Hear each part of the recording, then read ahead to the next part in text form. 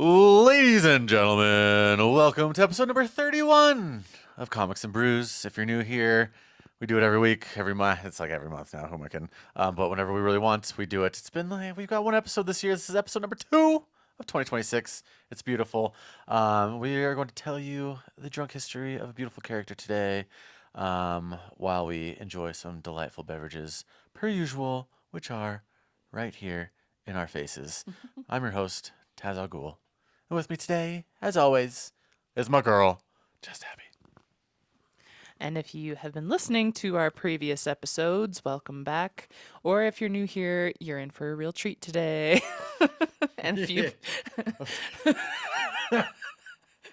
I surprisingly didn't write this when I was like drinking.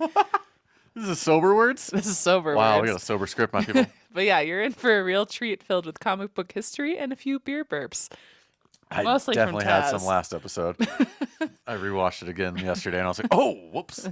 So this week we are getting into a character that I'm sure will be getting more attention as we get closer to the release of her own movie this year, Supergirl. In case you live under a rock, just like Abby, and have not seen the latest Superman movie that came out last year, you should definitely give it a watch because, the Supergirl movie, it's a Supergirl movie, right? It's her own movie. Yeah, that's correct. She did make a brief appearance towards the very end of the last Superman, and it was pretty sweet, and it seems like she could be a badass lady. I mean, she went trench coat Supergirl at the end there, and it was delightful. And I think the actress who plays her could be pretty solid. And I was supposed to watch the newest Superman movie this last week, and I just did not. So Fail. I was going to try to do that, so I'm caught up, but I'm gonna have to do that another time. But I do know the actress that's gonna be playing Supergirl. She was in one of the shows on Netflix recently, and I really liked her in that, and I could see her being like What was a it, good. Sirens? Yeah, That was a weird show. it was a weird show, but I liked her. So Pretty good, yeah.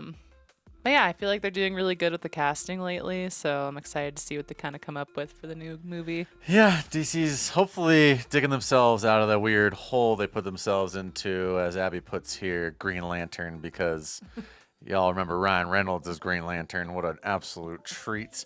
But yeah, and then we had, I mean, Superman's great. James Gunn, I think, is going to be just fine. So it's going to be delightful. And I think Supergirl is going to be badass. I wasn't sure how I was going to feel about the last Superman.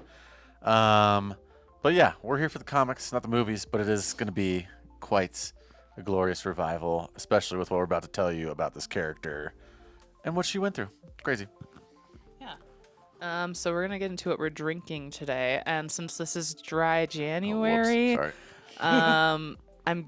I was gonna give it the old college try, but I've already broken that. But I've been drinking less, so like Dryish. it's better than nothing. It's like a moist January. Moist. But I figured since, not everyone drinks, and that's definitely okay. So I brought today a non-alcoholic beverage that I really like. It is the Four Thieves Blueberry and Lavender Kombucha from On the Fence Kombucha that is out of Englewood, Colorado. Not usually a huge kombucha fan, but theirs are really good. Yeah, I usually hate it, and that one's really good. Yeah. Yeah, this is a really good brand, and it's local, so I feel better about drinking it, I guess. But yeah, The blueberry one good for the slaps. guts, you know? Yeah, the other one was a little iffy, but the blueberry flavor was Yeah. quite delightful. Yeah, thank you. I forgot to do our drinks again. Abby's always saving the day. But I have beer because this is Comics and Brews, and it's essential to have real brews.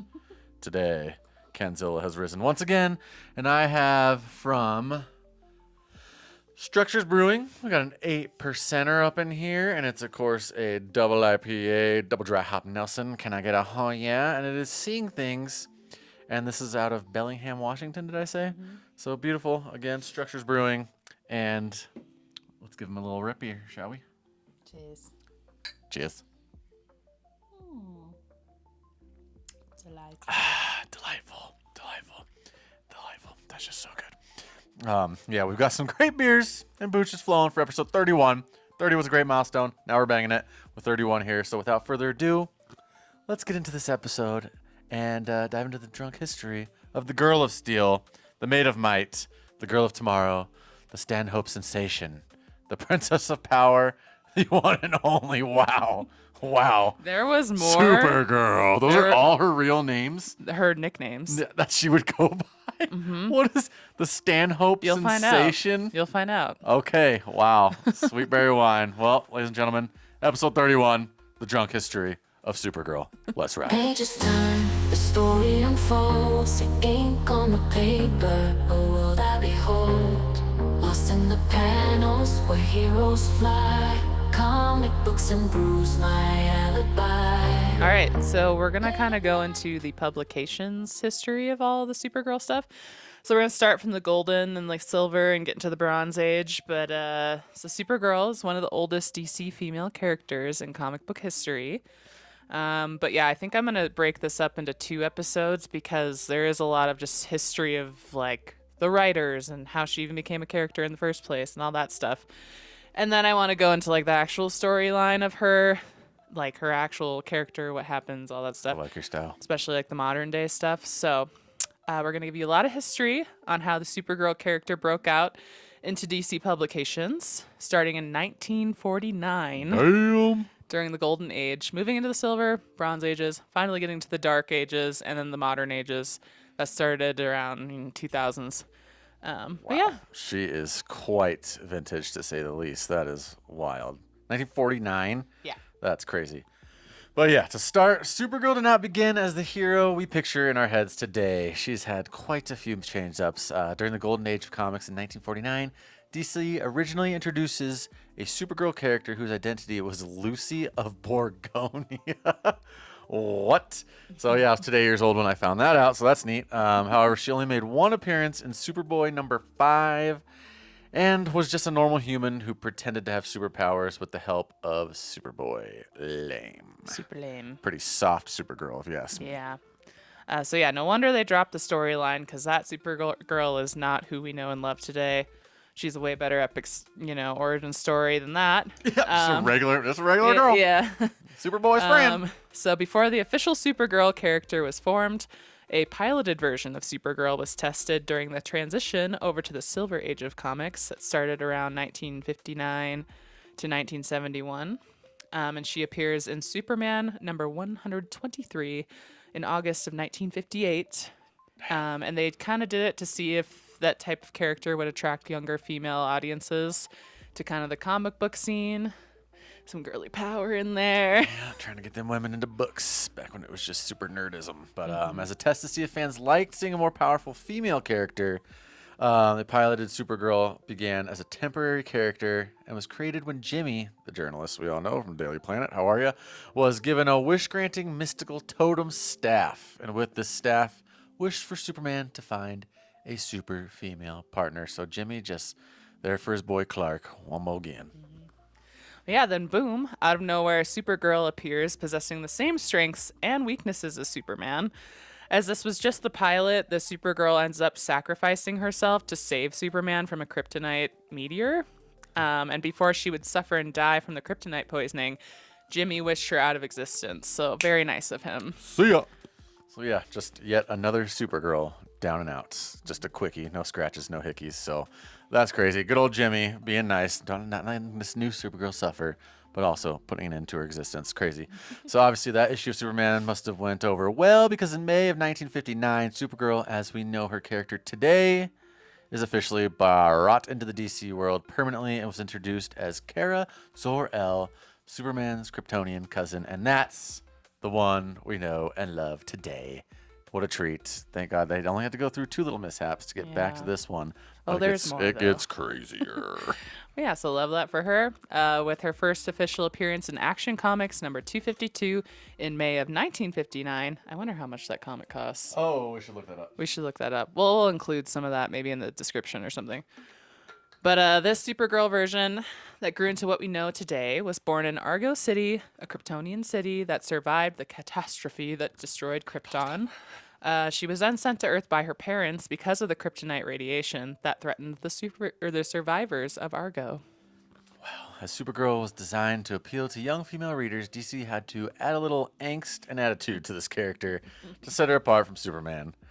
Which I'm sure getting separated from your family and being sent to another planet because your city's getting radiated by kryptonite would definitely make anyone feel a wee bit on edge and spicy. Although Clark pretty much had the same thing. And yeah, but he was a baby. She was a teenager. Oh, yeah. Yeah. Okay. That's, yep. It's a wee bit different. No wonder Clark was just all good and fine living on the farm. So yeah, big oof. So yeah, she's a little spunky, a little young and inexperienced, a little more impatient and flawed, but a character that young girls could relate to. Unlike Superman, Supergirl felt like an outsider, struggling to adapt to Earth's culture as she had grown into a teenager as a Kryptonian, not an Earthling like her cousin, who was sent to Earth as a toddler. Q Nirvana smells like Teen Spirit. I wish I could put that in right here as I say this and not get copyright infringed upon. But over the next decade, Supergirl became the regular backup feature for Action Comics, where we see a lot more character development. She gets adopted by Fred and Edna Danvers. Whoa, she becomes a member of the Legion of Superheroes, experiences romances, some weird ones I did find out, which maybe we'll get into later. I just found that. Some mixed enemies, gets her own sidekicks, finds her birth parents, graduates high school, and even enrolls in Stanhope College. So the Stanhope sensation. That's her college. What did she do at college then to become the sensation? She was for sure a busy lady in those 10 years. In June of 1969, Supergirl moved from Action Comics to Adventure Comics and became the lead comic strip from Adventure Comics number 381 to number 424 that ended in October 1972. Wow, with this transition, the Bronze Age continues Supergirl's storyline with the publication of Superman Sandman Saga. During this time, we find Supergirl graduating college, moving to San Francisco, that sucks for her, and working as a junior photographer for a news station. Did not know that. That's pretty cool. She's just ripping them boats. Yeah. Also during this time, she gains new enemies such as Nostalgia. I can't say that either. Nostalgia Luthor, who I found out I think was Lex Nostalgia. Luthor's niece, I think. Starfire and Night Flame. She also has a lot of character change-ups and losses during this time, as she was actually depowered and had to wear an exoskeleton to fight crime at one point. Her main love interest, Dick Malvern, also disappeared. Good old Richard. He disappeared for a while until his reappearance in the 80s, and then even her pets Comet and Streaky became obsolete over time. Which, I don't know. I don't know how true this is, but I looked it up, and there's a Reddit saying that she had a romance with her horse because he's actually a centaur, and then like voodoo magic, whatever, not voodoo, but it was like Greek magic. Some like, I think it was Circe, turned this guy into a full horse or something. I don't know. That's a whole history in itself. But I do like her cat Streaky. He's really cute. Oh, yeah. I got Streaky right here for you.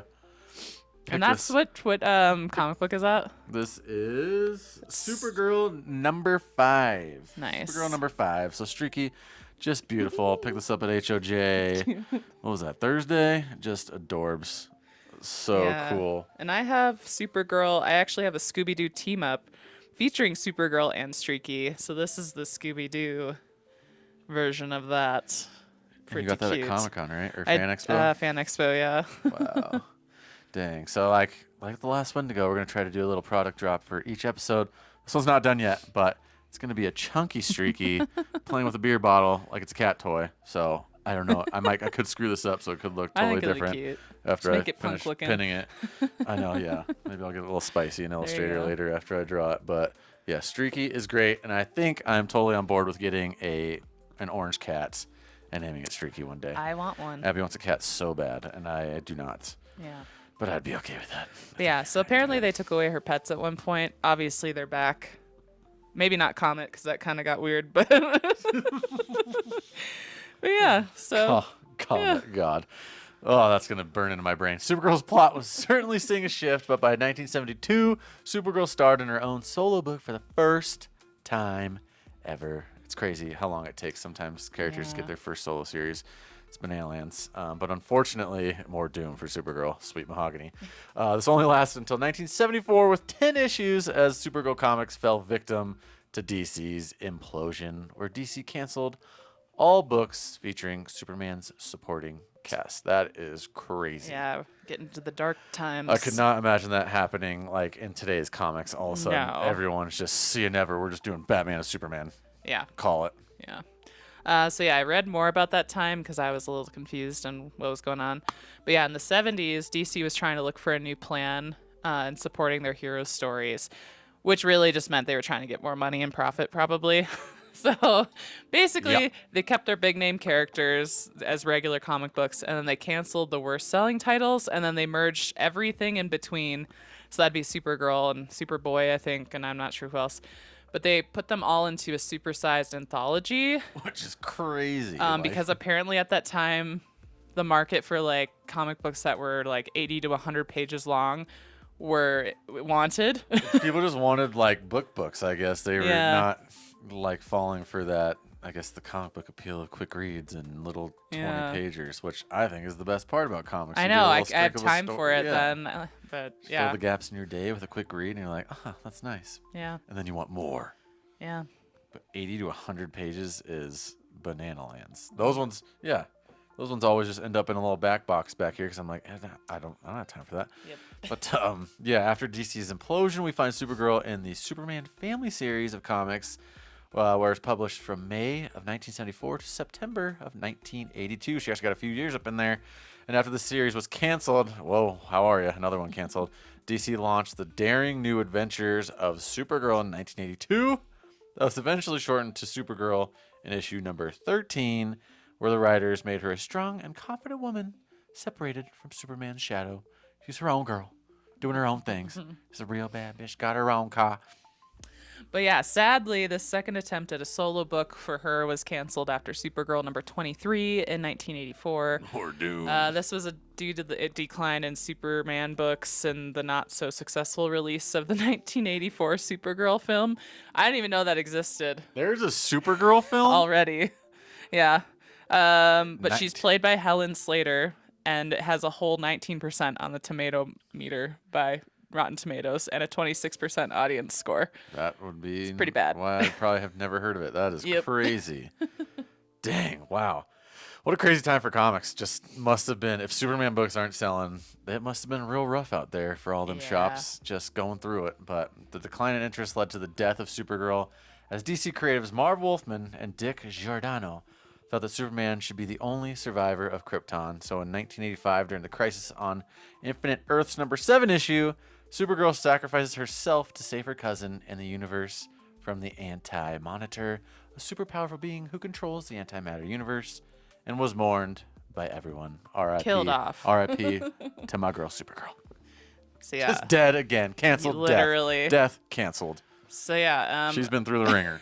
Apparently, after the writers killed her off, Dick was caught being one because he had said he had said that everyone agreed with the decision to kill her off, and he was like, "Yeah, there's no backlash. No one wants her." And then it wasn't true at all. Like all the fans were super upset about it.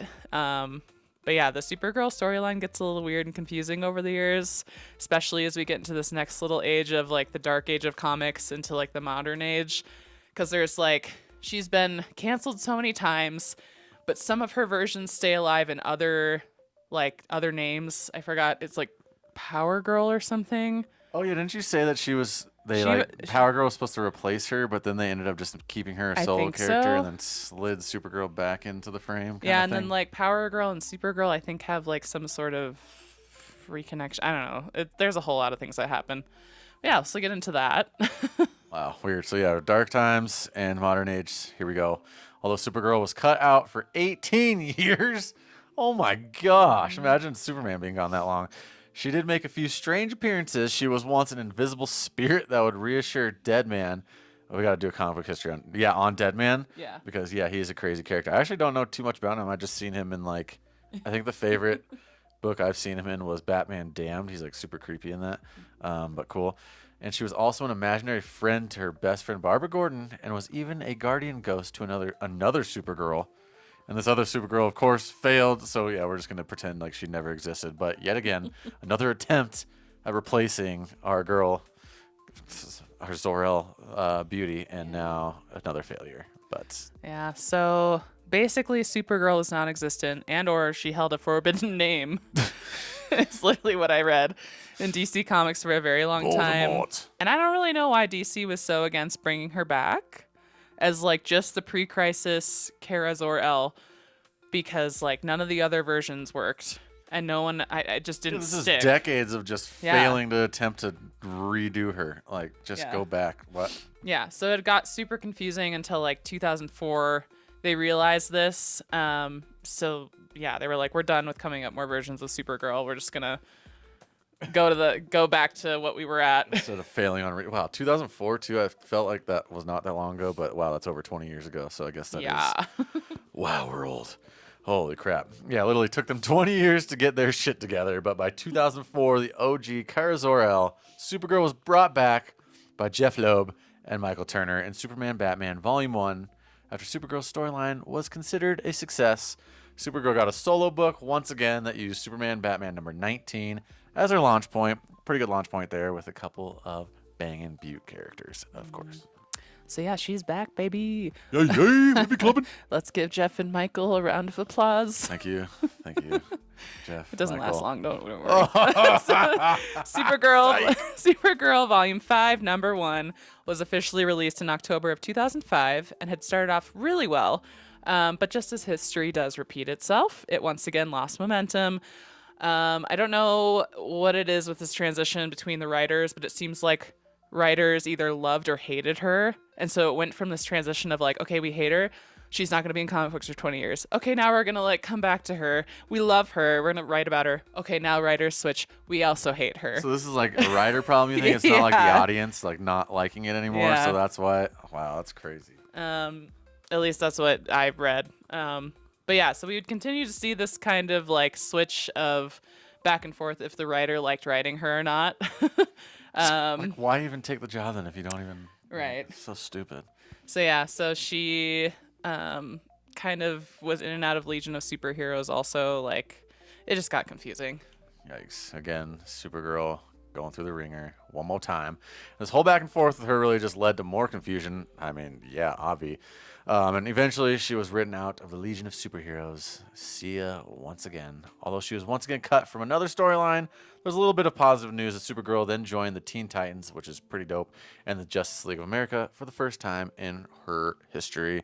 Teen Titans Supergirl is pretty sick, actually. I just think that squad in general is legendary. And it's not, I don't think it's Justice League of America. I don't know if there's a difference, I guess. But I have a Justice League Unlimited cover with her on it. That's like a shiny, foily. Oh, yeah. She's on it. Kind of neat. Yeah. It's also a full, like, Wraparound cover. thing, yeah. Her on the front, Superman on the back. Yeah. Pretty sick. pretty neat. But yeah, it's all about the money, really. Supergirl sales began to rise again in 2008 as Sterling Gates and Jamal Eagle took over in Supergirl Volume 5, number 34. A lot of people consider this the best times of Supergirl comic writing because these guys actually liked her a lot and like wanted to give her a better chance of telling her story. So So we Yeah. have hope. I hope I'm not going to continue to read this and just Yeah, get you another will. cancellation here. Okay, tight. So sweet, so kind. Of course, this was a fairly fairly short-lived as the writers switched up once again, and the fifth attempt at a solo book for Supergirl was canceled in 2011. Now that's pretty recently, and this was followed up with Supergirl: The New 52, Volume 6, where we find Kara Zor-El with a little different origin story, and I really don't understand why they have to keep messing like. How do you botch an origin this hard this many times? Like, what? That just ruins the whole character. Like, yeah. so we still probably don't even know how she even exists, really. Like, which one are you going to go with? Yeah, so in Volume 6, instead of like what we knew her to like come to Earth as, before being sent to Earth from Krypton, in this version, it's revealed that her father, without telling her his plans, actually kept her in a suspended animation in some pod for like several decades before it orbited the sun and crash landed on Earth. I guess that's kind of cool. Yeah, I don't And know. it doesn't totally But botch no, it. we'll Oh get my God, there. I just can't- We'll get there. Yeah, I'm just going to keep reading. Like, clearly she has no chance here. But I mean, we got Supergirl number 5 right here with Streaky, so hopefully this one... This is the newest version. This one though. lasts That a little one's good. longer. Wow, crazy. On Earth, she was recovered by Superman, who, after claiming he was her cousin and that he was trustworthy, was denied by Supergirl as she didn't believe him. This led to a Supergirl who was lonely and remained bitter and full of grief, unable to adapt to living on Earth. So, I mean, kind of cool, I guess. No, she's like depressed and like no one likes this version. Just sad, grungy. Yeah, it's just like, what's the purpose of you even being here? Oh, man. So, terrible version, my opinion. Maybe not. But anyways, eventually Tony Bedard took over writing and got rid of the angry and lonely version of Supergirl. In 2014, the Supergirl Red Daughter of Krypton storyline was born, with Supergirl turning a new leaf as a Red Lantern, a part of the Red Lantern Corps. That is really cool. I did not know that. That is sweet. But of course, once again, the book. Can you guess it? What happened? It was canceled. Even with the premiere of her TV show in May 2015, Supergirl has a really rough go in the comic book industry. Yeah, I feel like that show was kind of successful remember too. the show coming out. I never watched it. Yeah, I never watched it, but I remember seeing like the previews for it on TV or commercials or whatever. I don't get it though. So- How could you not hold a comic book series? Like what? It's just the writers. I guess that's just a DC problem. Yeah, which They just I think they've botched it had an issue. repeatedly. Yeah. And then James Gunn is like, "Yeah, we're gonna roll a whole dope movie after." Like what? Crazy. Yeah, so obviously has not been an easy road for this character. But alas, never give up hope. In November 2016, Supergirl Rebirth, Volume 7, was published and integrated parts of the Supergirl's live-action show within the DC Rebirth storyline. Oh, really? Yeah. So during this time, Supergirl moves to National City and starts working for the Department of Extra Normal Operations, which is the government agency that deals with mega-human, alien, and other supernatural threats, while trying to become a normal Earth being. Huh. I don't know if I like the comic getting its stuff from a live action show. I feel like it should be vice versa, but they clearly Yeah. needed something to go towards this, so yikes. That's how you know they were desperate.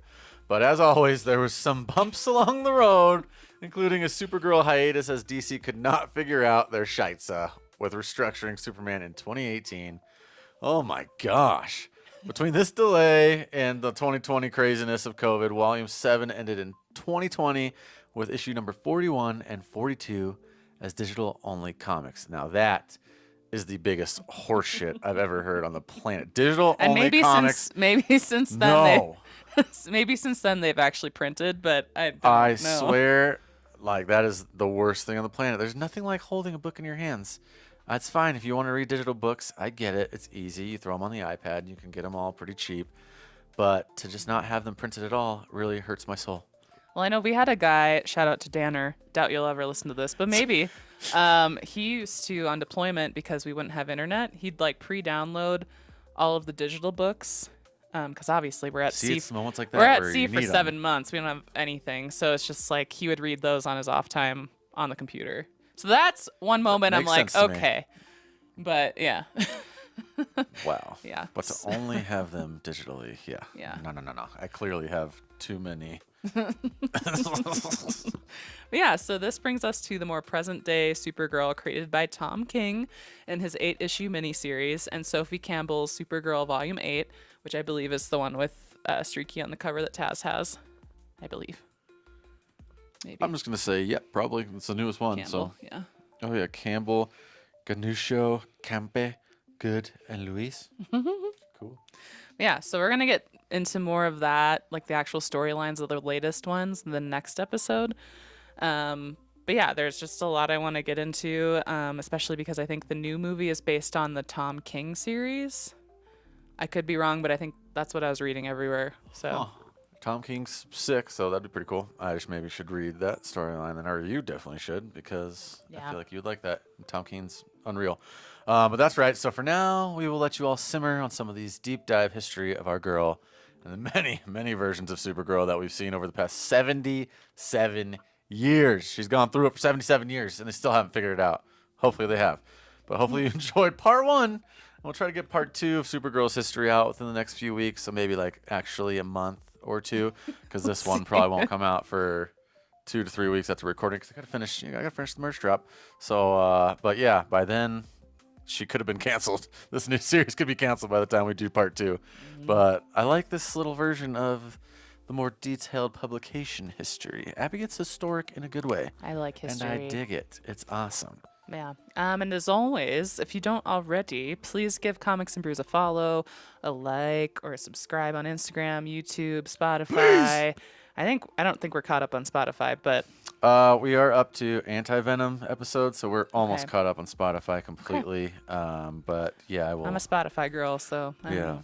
we've been getting them all up in there. Cool.